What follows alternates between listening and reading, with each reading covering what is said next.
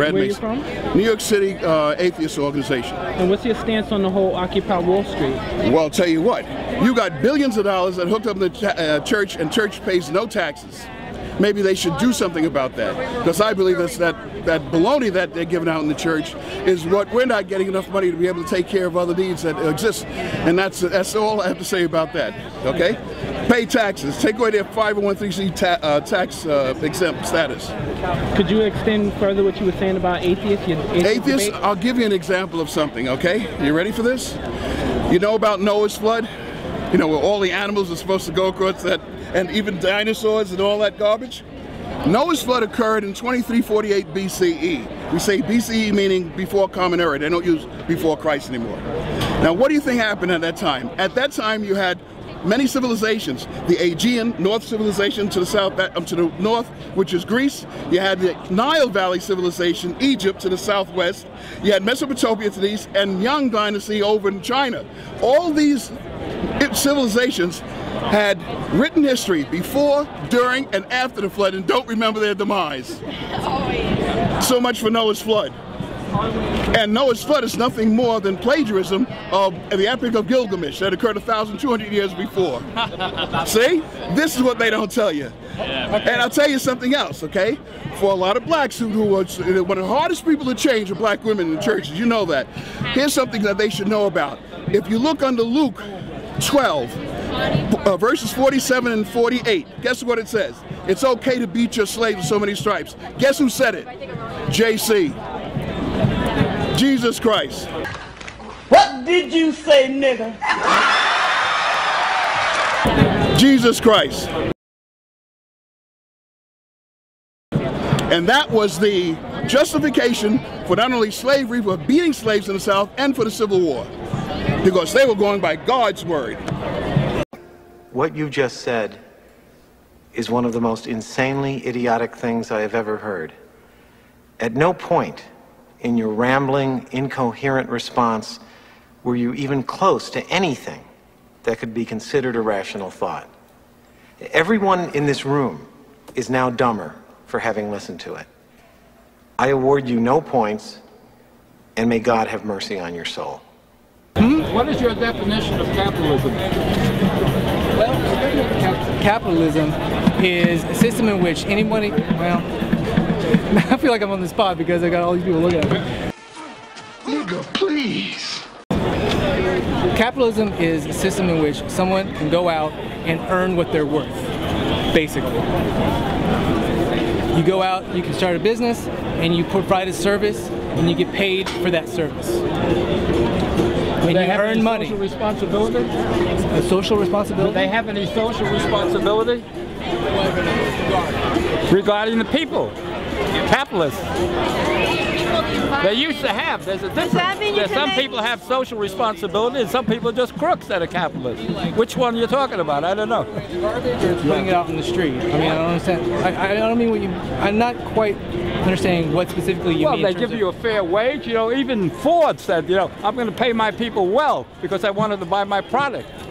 What did Reagan do? He broke up the flight controllers and the unions started going down, people started losing their wages, and things start getting screwed up, you know? So that's why I ask you, what kind of capitalism are you talking about? A fair capitalism is one thing. These people are crooks that are in there now. We're bailing them out with our tax money. Our kids are getting killed in these foreign countries. For what? For oil? For these bastards to make money? There's no oil in Afghanistan. And we haven't taken any oil from Iraq. My name is Monet Weldon. I'm from Blacksburg. I hitchhiked from Blacksburg, Virginia a couple days ago. And I came here because once I read about what they supported, such as what really struck home for me, healthcare and the cost of education, I had to come here and support. I don't have healthcare under my parents' plan, even though I'm 16, and neither does my 12-year-old sister. And also, 50% of the people that I know who are my age won't go to college because their parents don't have a high enough credit score to get a loan. And they also don't have a high enough credit score to co-sign on a student loan for their child's kids, so they can't go to school. They are unemployed. The kids who can go to school have to take out several loans, which automatically makes them in debt as they enter college doors, and when they get out of college, they have this degree that they can't do anything with because there are no jobs, and they're still in debt. So I can't have that happening, not to my generation. Go ahead. All right, hi, my name's Loretta Berkeley. I'm from Wells College, which is upstate on Cayuga Lake. It's kind of close to Cornell, if you're familiar with that area. I'm here because originally it started out as just like a trip with some friends that I met. We were planning on coming, we did come, realized that I really do support like this part of the cause. I really want to be proud of my country and what it means to be an American, and I think that maybe some people don't feel proud of it because of the things that are happening, like on Wall Street, not specifically, but you know, in general. I want to get together with people who feel the same way as me. I guess that's why I'm here. So. Hey, I'm Zachary Wade Daniels. I'm from Wells College in upstate New York as well. I'm originally from Maryland. I am here today because I go to a college that costs $44,000 a year, and I'm paying $44,000 a year, and it goes up about $2 grand every year. I'm a freshman in college, and I don't know if I'm going to be able to continue attending this college by my senior year, if not next year, because I don't have the money to attend. And I didn't receive financial aid, I didn't receive grants, anything from the government. It's all loans. So that's why I'm here. I believe in the cause. I believe in the entire cause. Like, we're being royally gypped, and I don't know, I think that it's a great thing that everyone can come out here and support this. So here's the money. Hi, my name is Daniel Dickerson, and I'm a senior in high school. I go to Talent Unlimited High School, represent, and I don't know how I'm going to go to college next year. I'm not even sure if I'm going to be able to pay for 4 years. I don't know if I'm even going to be able to pay for community college. And like, even if I get financial aid, which I haven't been like able to get so far, I don't know what else. What are my opportunities? Where are my opportunities? And is Wall Street going to give me an opportunity? I highly doubt that. My name is Haley Mae Block. I also attend Wells College, and I attended Towns Unlimited. I graduated the year before him. Represent. I'm here because it's time for a change, and it's time for the people who want to say something to say what they have to say. The fact of the matter is that state universities cost about anywhere between $13,000 to $15,000 a year to attend. My college costs $44,000 a year to attend. And while I did receive financial aid, and a good amount of financial aid, I still cannot afford to go to college. And state universities, which are funded by the government, generally cost more to go to than a private college because the government will not give people money to go to school.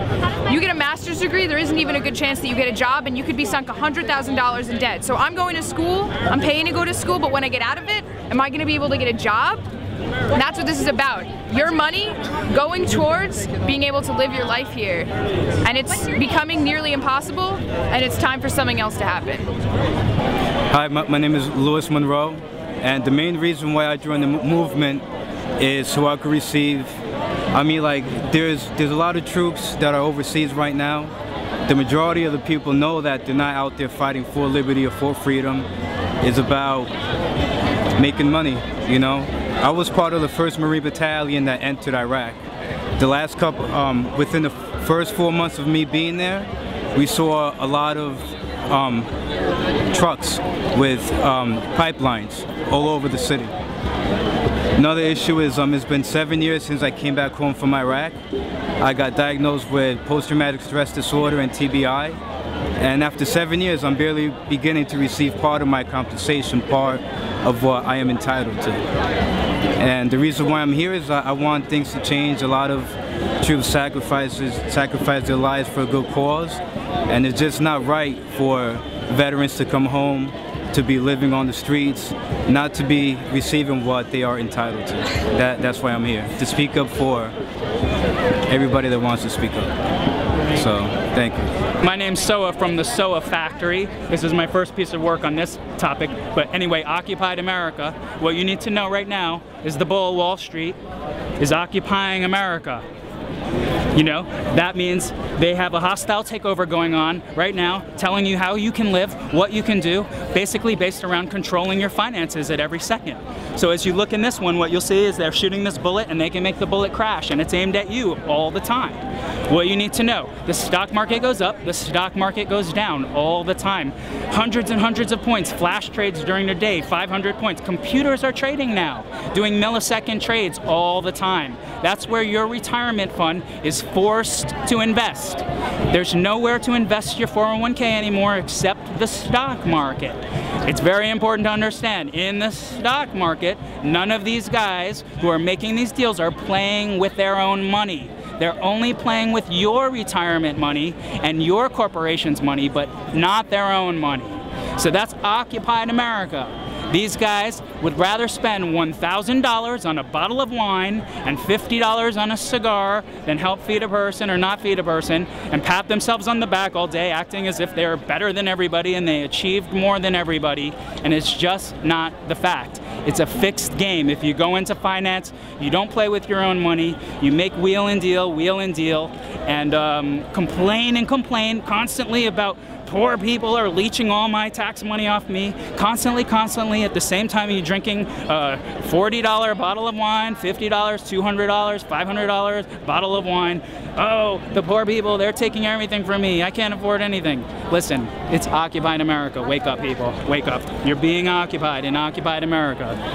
Wall Street! All day, all week! Occupy Wall Street! All day, all week! Occupy Wall Street! All day, all week!